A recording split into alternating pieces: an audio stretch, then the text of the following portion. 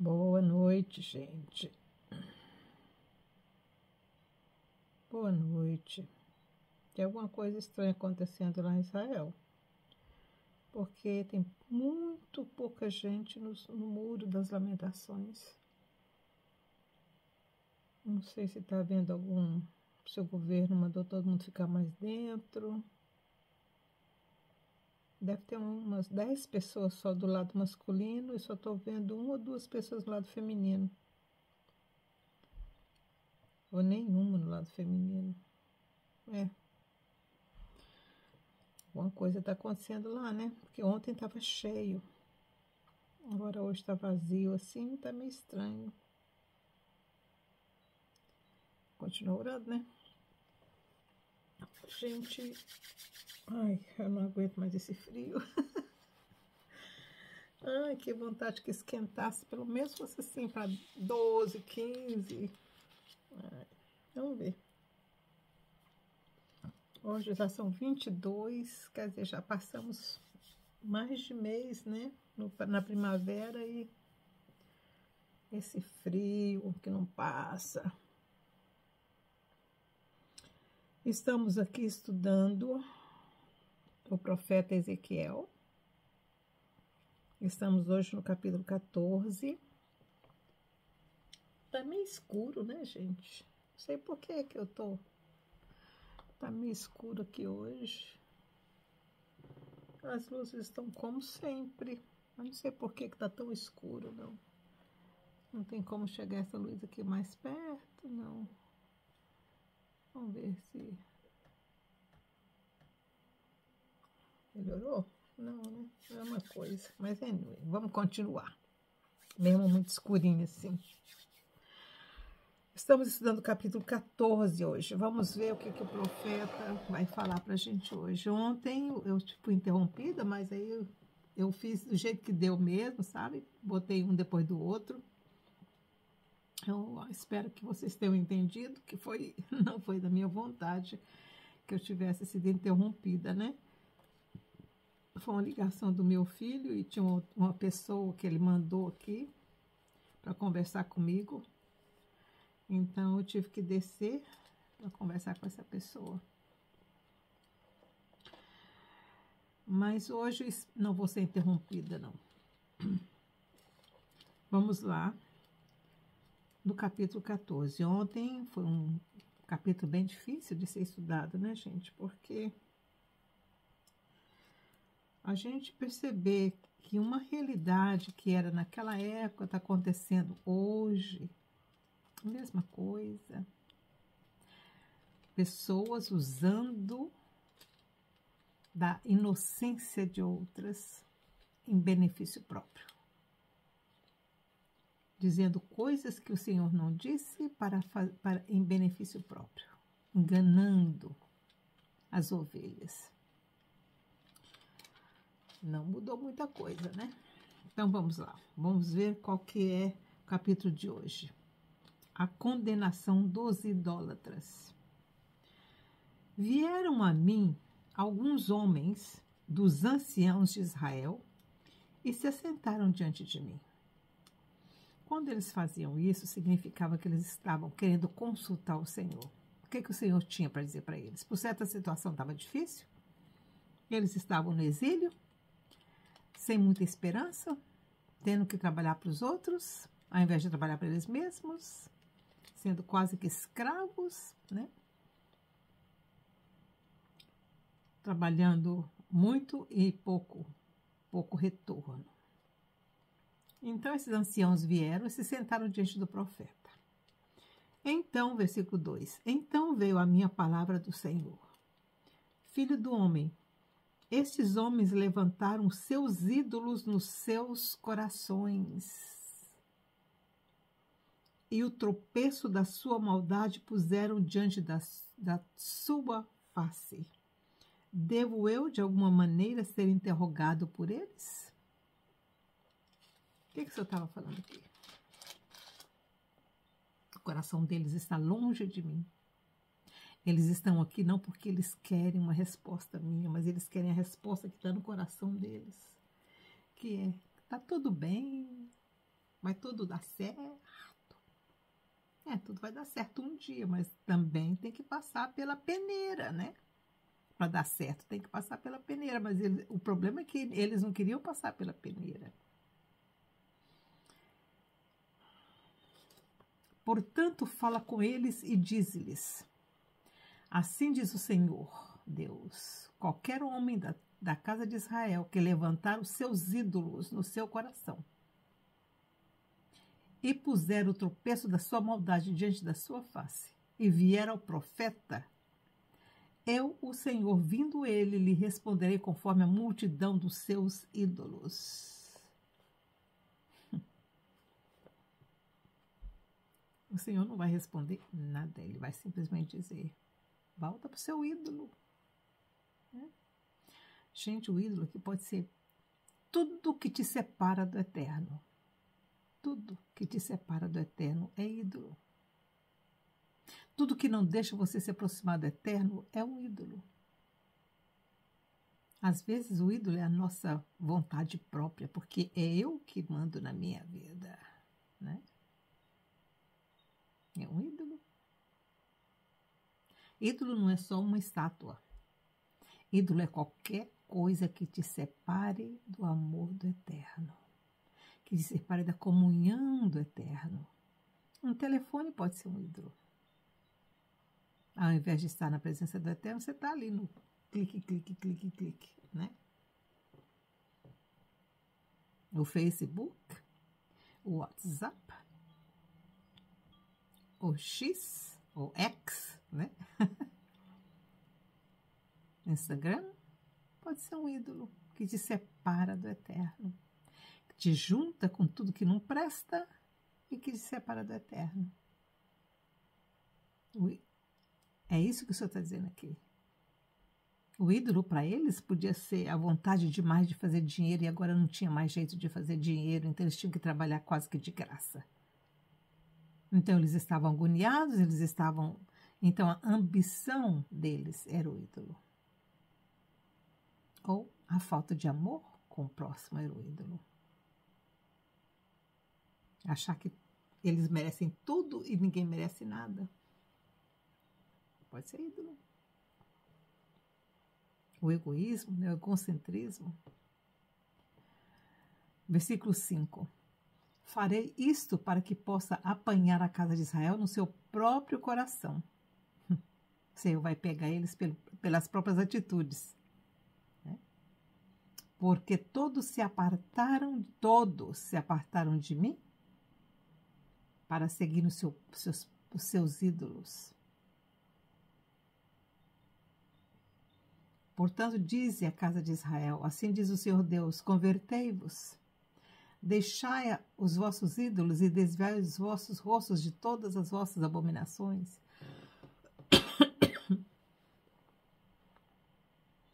Versículo 7. Quando qualquer homem da casa de Israel ou dos estrangeiros que peregrinam em Israel se alienar de mim, gente, se separar,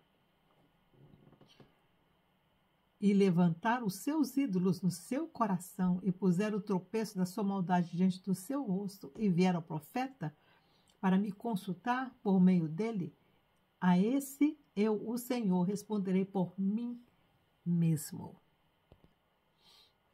Porei o meu rosto contra tal homem e o farei em espanto, um sinal e um provérbio. Arrancá-lo-ei do meio do meu povo, gente. Olha o que o Senhor está dizendo aqui. Arrancá-lo-ei do meio do meu povo. Então sabereis que eu sou o Senhor. Consultar o Senhor quando você está em pecado é complicado.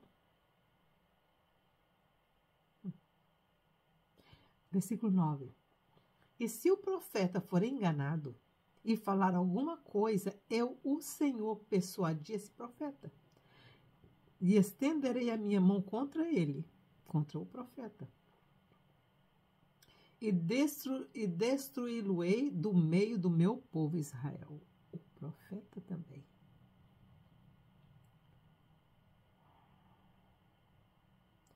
levarão a sua culpa, o profeta será tão culpado quanto aquele que o consulta. Ai, ai.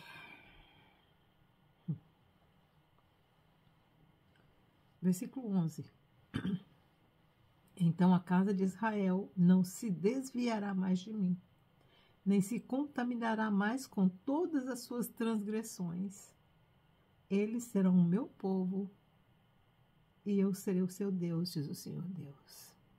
No meio de toda aquela podridão, o Senhor ainda dá uma mensagem de esperança no final.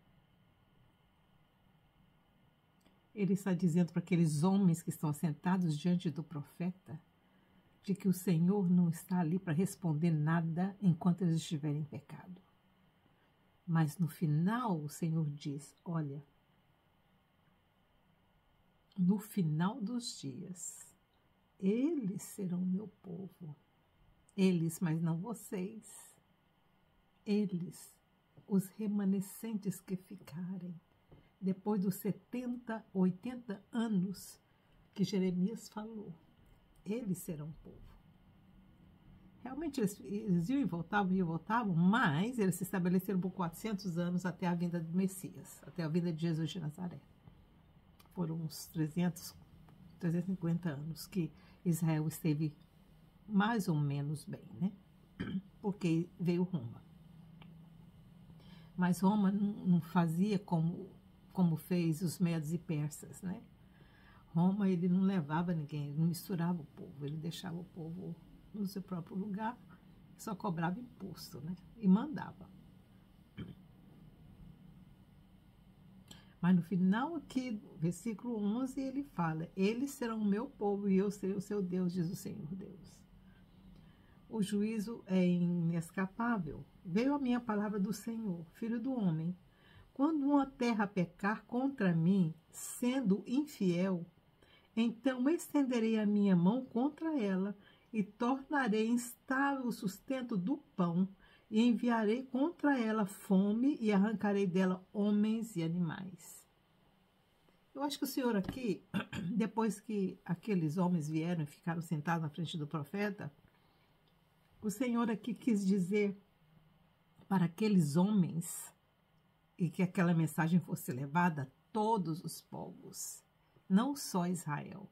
Mas ele estava dizendo aqui, vê a minha palavra do Senhor, filho do homem, quando uma terra pecar contra mim, sendo infiel, então não é questão só das pessoas individuais, era a terra em si, todo o sistema que havia naquele lugar, toda aquela cidade, né?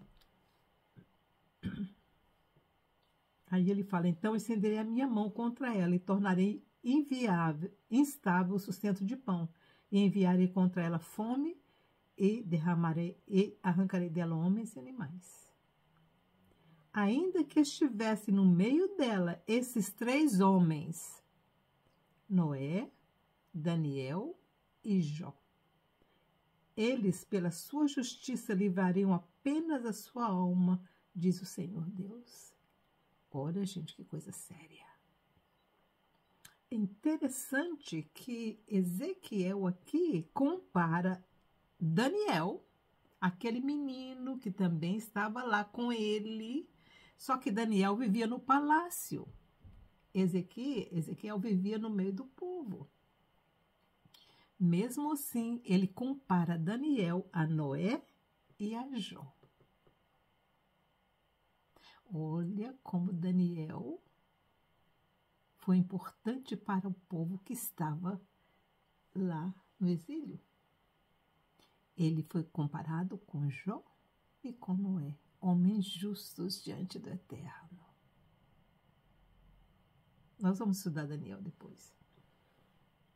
Daniel nunca casou, nunca teve uma mulher na vida dele. Quando ele foi levado para Nabucodonosor, para Babilônia, ele era novinho, ele tinha uns 18 anos. Ele não havia se casado ainda. Ele não conhecia mulher. Ele era um eunuco, natural. E aqui Ezequiel está comparando Noé, Daniel e Jó no mesmo nível.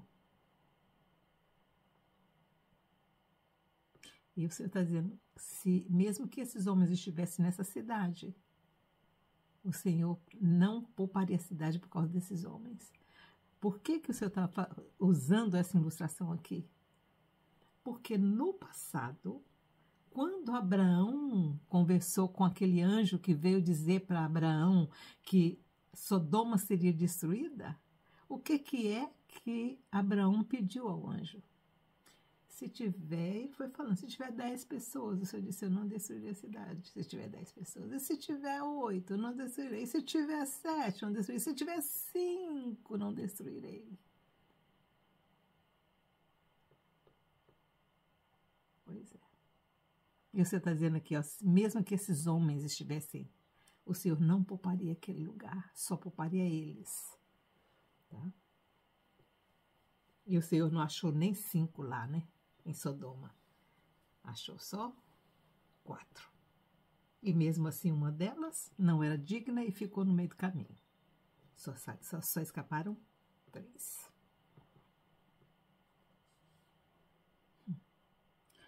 Versículo 15. Se eu enviar pela terra animais selvagens e eles a assolarem, e ela ficar desolada de sorte que ninguém possa passar por ela por causa dos animais, ainda que esses 3 homens estivessem no meio dela, tão certo como eu vivo, diz o Senhor Deus, nem filhos e filhas, nem filhos nem filhas livrariam, só eles ficariam livres, a terra, porém, seria assolada. Nem os filhos eles poderiam salvar.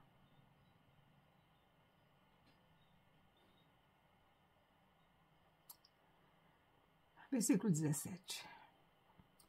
Ou se eu trouxer a espada contra tal terra, e disser, espada passa pela terra, e eu arrancar dela homens e animais, ainda que estes 3 homens estivessem nela, tão certo como eu vivo, diz o Senhor Deus, nem filhos nem filhas livrariam, só eles ficariam livres.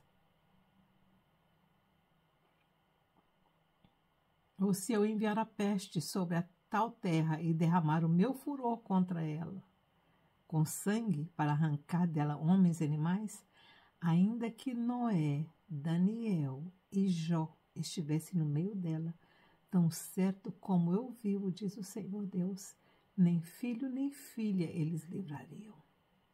Eles só livrariam as suas próprias almas pela sua justiça.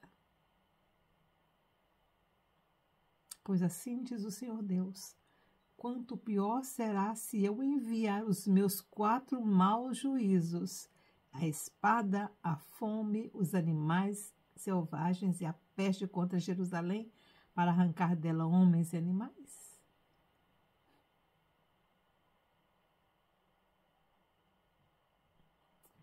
Versículo 22. Mas alguns restarão nela, os quais serão levados para fora. Assim, filhos como filhas, eles virão a vós, e quando virdes o seu caminho e os seus feitos, ficareis consolados do mal que eu trouxe sobre Jerusalém e de tudo o que trouxe sobre ela. Sereis consolados quando virdes o seu caminho e os seus feitos, pois sabereis que eu não fiz sem razão tudo o que fiz nela, diz o Senhor Deus. O profeta aqui no final estava dizendo que quando os desterrados, o restante que ainda estava lá, inclusive, né, o profeta Jeremias, que ainda estava na cidade, que a cidade ainda não havia sido destruída, o profeta está dizendo, quando os últimos que forem trazidos, depois que a cidade foi destruída, aquele homem, aquele general do Nabucodonosor, né, ficou lá, que eu nunca lembro o nome, que ele é muito esquisito, o nome dele. Ele disse para Jeremias, você vai para a Babilônia se você quiser, ou você fica aqui na terra se você quiser. E ele resolveu ficar, né? Então, aquela última leva é que o profeta estava referindo aqui. Quando eles chegarem aqui e te contarem o que aconteceu lá em Jerusalém, que eu já mencionei para vocês, que nós estudamos no último capítulo de Jeremias, sobre mães, parentes, matarem, comerem os seus próprios, né, filhos e pais e coisa. Quem morria, eles não enterravam, eles comiam. Quando eles contarem a tristeza, a angústia, o sofrimento de quem estava lá, eles iam entender por que o Senhor fez o que fez.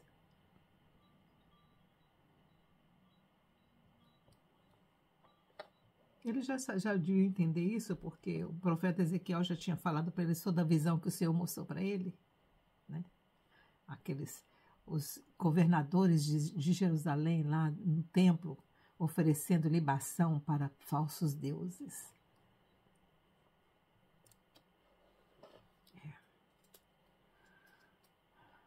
Esse capítulo, ele nos mostra uma coisa. Cada um responsável por si mesmo. O Senhor vai julgar individualmente cada um. Cada um leva sobre si o seu próprio pecado, seu próprio castigo ou a sua própria redenção. Quando ele diz aqui que esses homens justos, Noé, Daniel e Jó, não poderiam livrar nem os próprios filhos, o Senhor está demonstrando para a gente, mostrando para a gente que a nossa salvação é individual. Não adianta você querer levar o seu filho de garupa, que não existe. Ele vai ter que se converter ao Senhor. Mas o que nós, como mães, podemos fazer é interceder incessantemente todos os dias. Senhor, toca o coração dos meus filhos. Senhor, toca o coração dos meus filhos. Senhor, muda. Aí vamos para as promessas que o Senhor deu aos profetas, né? Qual foi a promessa que o Senhor deu aos profetas? De que Ele é que mudaria o coração do homem, não é? É isso que eu falo todos os dias. Senhor, é o Senhor que muda o coração dos homens. Muda o coração dos meus filhos. Converta o coração dos meus filhos ao Senhor. É essa a nossa oração. Tem que ser essa a nossa oração todos os dias. Que o Senhor os livre da idolatria e do pecado. Que o Senhor os livre do egoísmo, do fanatismo. Que o Senhor os livre da avareza, do apego às coisas terrenas, do apego à possessão de coisas materiais, que o Senhor os livre, que o Senhor converta o coração, tire o coração de pedra e coloque o coração de carne no coração, no peito dos nossos filhos. Então essa que tem que ser a nossa oração. A salvação individual, mas a gente como mãe, sacerdotisa do lar, a gente é responsável por estar diante do Cordeiro. Você conhece o caminho do 00, como dizia meu pai. 00 é o joelho no chão, né? Então é clamar ao Senhor, que o Senhor tenha misericórdia. O Senhor nos deu, e é para dizer isso, o Senhor não me deu filhos para perdição, o Senhor me deu filhos para a glória do teu nome. Os meus filhos são possessão do Senhor, então toca o coração deles, né? A salvação individual. A gente vê aqui, pelo que o Senhor disse para Daniel, para Ezequiel, a respeito de Noé, Daniel e Jó. A salvação individual, mas a nossa responsabilidade como sacerdotisas do Eterno, ou sacerdotes do Eterno, é levar em oração os nossos filhos ao altar todos os dias. Todos os dias. Nós não somos mães só uns dias da semana, não. A gente é mãe e pai todos os dias, todas as horas do dia. Então, todas as vezes que você lembrar do seu filho, peça ao Eterno Senhor, continue a tua obra no coração dos meus filhos. Que o Espírito Santo toque o coração dos meus filhos. Né? Que traga situações para que eles se voltem 100% para o Senhor. E aí, arcar com a responsabilidade dessa oração, né, gente? Porque às vezes o Senhor traz situações na vida da gente que a gente vai ter que suportar os filhos de todas as formas. Né? Mas é a nossa missão aqui na Terra. A minha missão principal é como mãe. No momento em que eu me tornei mãe, essa se tornou a minha missão principal na Terra. Levar os meus filhos para o altar do Eterno. Então tá, gente. Amanhã estaremos estudando capítulo 15. Fiquem com Deus. Tenham uma boa semana nessa segunda-feirona, né? Que o Senhor nos dê uma semana maravilhosa. Tchau, tchau.